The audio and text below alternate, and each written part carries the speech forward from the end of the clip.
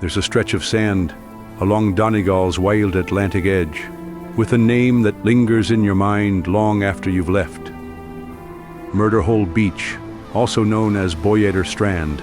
No signs, no crowds, no fences, just cliffs, crashing waves, and a name heavy with stories.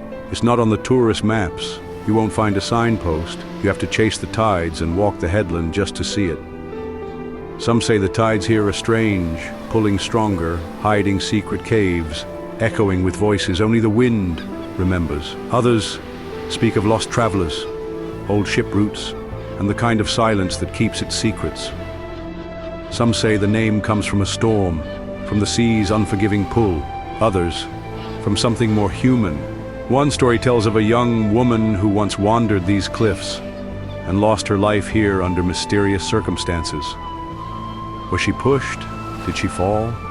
No one truly knows. Stand here and time slows. The Atlantic breathes in and out through stone arches, carved over centuries. Today the sea crashes in and out of that cave like breath. Seals drift beyond the rocks. Gulls cry over shifting dunes of gold. Boyeeghter, from the Irish Boyeeghter, meaning yellow adventure, lives up to its name in more ways than one. To reach this place you must wait for the tide to fall, and the path reveals itself only briefly, like a whispered invitation.